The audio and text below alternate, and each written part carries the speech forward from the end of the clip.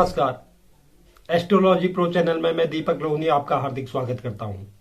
आज मैं आपको बताऊंगा ज्योतिष के कुछ महत्वपूर्ण सूत्र, जिन पर अगर हम कुंडली में गौर करें कि कौन से भाव में बैठकर कौन सा ग्रह हमें क्या राजयोग देता है और हमारे भाग्य का दाता ग्रह कौन है जो हमें भाग्यशाली सौभाग्यशाली बनाता है, और अष्टमेश और दशमेश का अगर कुंडली में संबंध हो जाए तो वह जीवन पर क्या प्रभाव डालेंगे।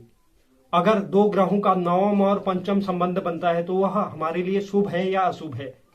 दसम भाव में अगर नीच ग्रह बैठ जाते हैं तो क्या होता है, और अगर केंद्रस्थ शनि उच्च के हो जाएं तो हमारे जीवन पर क्या प्रभाव डालेंगे। इस बारे में मैं आज आपको जानकारी दूंगा, जिसे आप आसानी से समझ जाएंगे।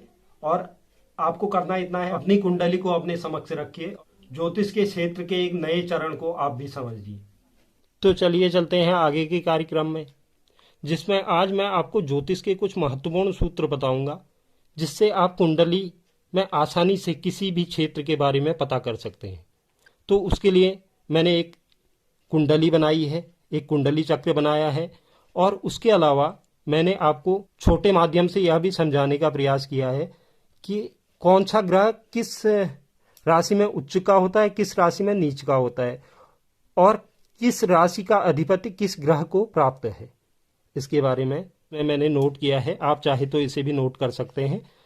तो सर्वप्रथम आपको यह जानना है कि हमारे ऐसे यह राशियां हैं जो ऊपर मेरे द्वारा लिखी गई है, यह राशियां हैं। यह 5 नंबर राशि, यह 4 नंबर राशि, यह 1 नंबर राशि, या 8 नंबर राशि, या 3 नंबर राशि, 6 नंबर राशि, 9 नंबर राशि, 12 नंबर राशि, 2 नंबर राशि, 7 नंबर राशि, 10 नंबर राशि, 11 नंबर राशि, और यह उनके स्वामी ग्रह लिखे गए हैं।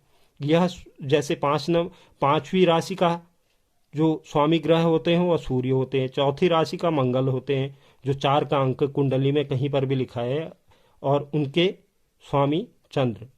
1 और 8 कहीं पर भी लिखा है, उनके स्वामी मंगल। 3 और 6 कहीं पर भी लिखा है, उनके स्वामी बुध। 9 और 12 कहीं पर भी लिखा है, उनके स्वामी गुरु। 2 और 7 कहीं पर भी लिखा है, उनके स्वामी शुक्र। 10 और 11 कहीं पर भी लिखा है कुंडली में, तो उनके स्वामी शनि। यह हर कुंडली में यही रहेंगे। अब कौन सा ग्रह किस राशि में बैठकर उच्च होता है, किस राशि में बैठकर नीच के परिणाम देता है, इस बारे में मैंने आपको बताने का प्रयास किया है। जैसे अगर सूर्य 1 नंबर की राशि में विराजमान है तो वह उच्च के होंगे, और 8वें अंक में विराजमान होंगे तो वह नीच की स्थिति में होंगे। और उसी तरह चंद्र भी 2 के अंक में उच्च के, 8 के अंक में नीच के। मंगल 10 के अंक में उच्च के, 4 के अंक में नीच के। बुध 6 के अंक में उच्च के, 12 के अंक में नीच के। गुरु 4 के अंक में उच्च के, 10 के अंक में नीच के। शुक्र 12 के अंक में उच्च के, 6 के अंक में नीच के। और शनि 7 के अंक में उच्च के और 1 के अंक में नीच के होते हैं। यह इस प्रकार से परिणाम देते हैं। अब अगर कुंडली चक्र में, सर्वप्रथम मैं आपको बता देता हूं, कुंडली चक्र में अगर सूर्य और चंद्र बलवान होते हैं तो किसी भी राजयोग की जरूरत नहीं पड़ती, वह खुद में एक राजयोग होता है।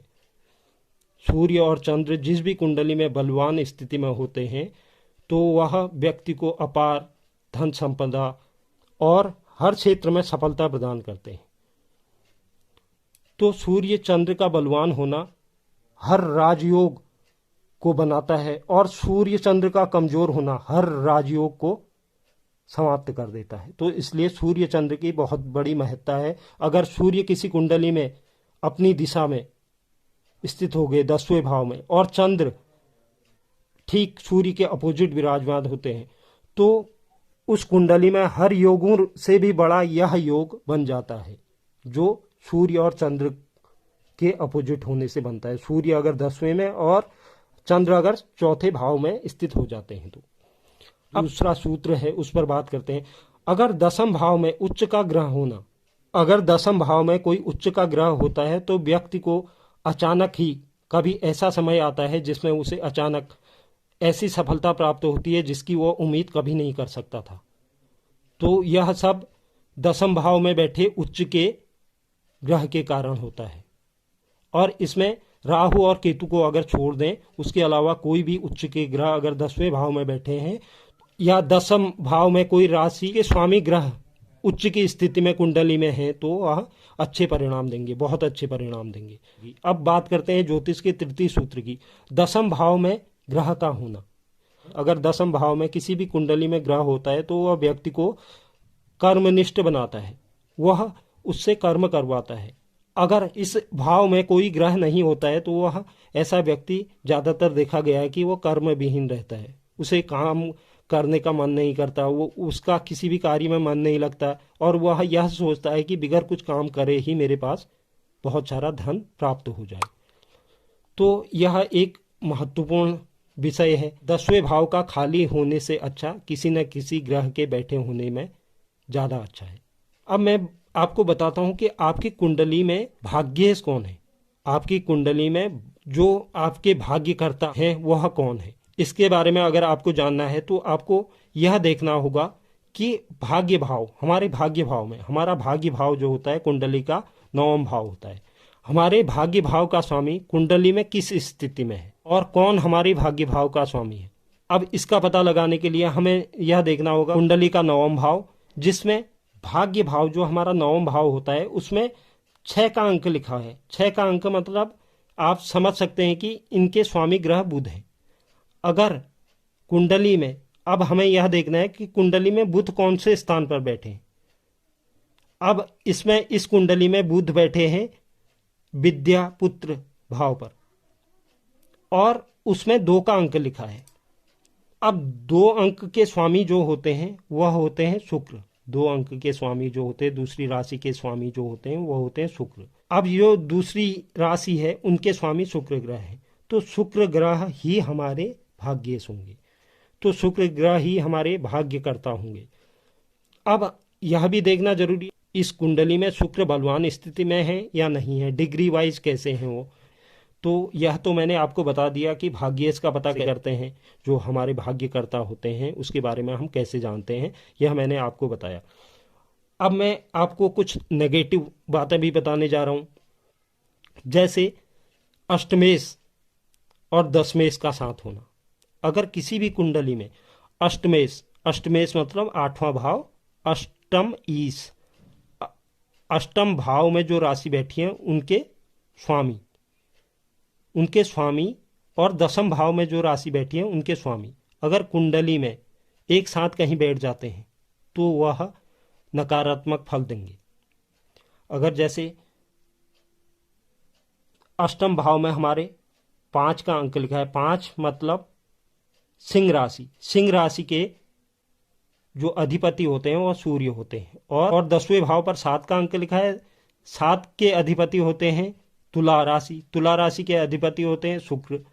तो अब अगर शुक्र और सूर्य कहीं कुंडली में एक साथ बैठ जाते हैं तो वह व्यक्ति को अनावश्यक परेशानी में डालना और उसके बनते काम बिगड़ना, यह स्थिति उसके जीवन में हमेशा बनी रहती है। तो यह देखना भी बहुत जरूरी है कि हमारा अष्टमेश और दशमेश कहीं कुंडली में एक साथ तो नहीं बैठे हैं। यह एक ज्योतिष शास्त्र का नकारात्मक फल देने वाला योग है। अब बात करते हैं कुंडली के 9वें और 5वें भाव में जो भी राशियां हैं उनके अधिपतियों का आपस में संबंध हो जाए तो यह बहुत ही अच्छा होता है। यह त्रिकोण कहलाता है, 5वां और 9वां ये त्रिकोण भाव कहलाते हैं। अब इसमें अगर 2 के अंक यानी शुक्र इनके अधिपति हो गए और यहाँ 6 के अंक बुध इनके अधिपति हो गए। अगर शुक्र और बुध में कहीं से संबंध हो जाता है, चाहे दृष्टि पड़े या एक साथ आकर केंद्र स्थान पर बैठ जाएं, तो यह बहुत ही शुभ होता है। यह उसे हर सफलता दिलाने वाला यह योग बनता है। अब बात करते हैं कुंडली के 10वें भाव में। अगर इस भाव में कोई नीच के ग्रह बैठ जाते हैं, जैसे नीच के ग्रह आप इस तरह से समझिए, जैसे सूर्य 7 नंबर की राशि में नीच के, चंद्र 8 नंबर की राशि में नीच के, मंगल 4 नंबर की राशि में नीच के, बुध 12 नंबर की राशि में नीच के, गुरु 10 नंबर की राशि में नीच के, शुक्र 6 नंबर की राशि में नीच के, शनि 1 नंबर की राशि में नीच के होते हैं। तो अगर यहाँ पर कोई भी ग्रह लिखा है और उससे संबंधित नीचे जो मैंने राशियां लिखी हैं वह लिखा है तो यह व्यक्ति को बहुत परेशानी देते हैं। यह उससे जीवन में ऐसा कोई नीच कर्म करवाते हैं जिसके लिए उसे जीवन भर उसकी वेदना उसे सहनी पड़ती है। तो यह यहाँ पर बैठे नीच ग्रह के कारण यह सब होता है।